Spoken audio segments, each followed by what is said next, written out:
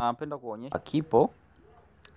Hii utakayoiona hapa, hii ni dashboard ya, kuna application fulani ya kwenye ambayo tunaitumia kwenye cryptocurrency inaitwa PuCoin.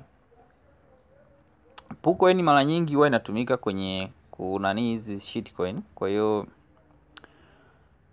kama mnavyoona hapa kulikuwa na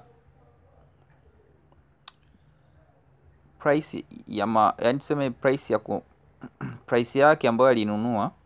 In short ilikuwa sio price ya kununua, hii ilikuwa ni price ya kuuzia. Sawa? Price ya kuuzia hii coin aliuza kwa $92.6. Hapa tunazungumza kuhusiana, mara nyingi watu wanapenda kuwafundisha kuhusiana na investment kwenye cryptocurrency. Hii ni coin ambayo ilinunuliwa kama mnavyoona tarehe hii, iliuzwa tarehe hiyo hapo. Tarehe 19 mwezi wa 9 mwaka 2021. Na amount ambazo ziliuzwa zilikuwa hizi kama zinavyoonekana hapa. Hizi ndio amount ambazo zilikuwa zimeuzwa na price yake ilikuwa ni hii. Lakini sasa current price, kwa hiyo hii ilikuwa ni mwezi wa 3 mwaka huu 2022.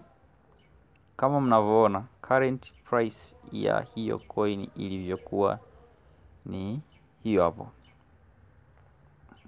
Kwa hiyo inaonyesha ni jinsi gani cryptocurrency mara nyingi huwa zinakuaga na faida. Kwa hiyo unaona ilikuwa ni $92 tu ambayo iliweka, ni almost kama laki moja kama na 80. Laki moja kama na 80 hivi. Moja kama na 80, lakini mwisho wa siku ilikuja kumpa $55. Lakini sasa bahati mbaya huyu mheshimiwa hizi alizuza mapema. Aliuza tarehe 19 mwezi wa, aliuza hii hapa tarehe 19 mwezi wa 9 mwaka jana, mwaka 2021. Huu ni mwaka 2022. Kwa hiyo kama angeendelea kuvumilia, inamaanisha leo angetengeneza hiki kiwango cha pesa. Hii ndo jinsi cryptocurrency inavyofanya kazi. Lakini kama tulivyoongea kwenye nini, mara nyingi huwa inatokea kwenye coin chache sana.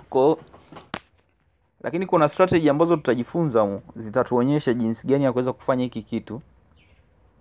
Kikubwa ni kuhold, yani kukaa nayo muda mrefu, na ndo kitu ambacho nasisitiza na nafundisha. Tufanye investment. Kama umeona huyu jamaa alitrade kwa price ya $92, lakini leo hii au huo mwezi wa ngapi wa 3, current value ilikuwa ndo hiyo hapo $55, almost $127,000. Kwa mtu ambaye aliweka labda $200,000, akapiga $127,000. Mnakuja kuona hapo ni kiasi gani cha pesa ambacho kilinani alikipata au angekipata, maana yake aliuza mapema. Kwa hiyo saizi angekuwa. Sasa imagine hii coin mimi mwenyewe nilitaka niweke $400. Kwa hiyo ningekuwa katika kipindi ambapo price ipo hivi ningekuwa na almost dola kama $200,000 na ushe. Kwa hiyo huu ndio umuhimu wa crypto na umuhimu wa kufanya investment na sio kutrade. Kwa hivi ndio vitu ambavyo mimi nafundisha. Okay guys, have a nice day. Iko ni kitu kimoja tu ambacho nilitamani kushare na nyinyi ili muweze kujua kitu gani ambacho kipo. Shukrani sana na endeleeni kupiga kazi.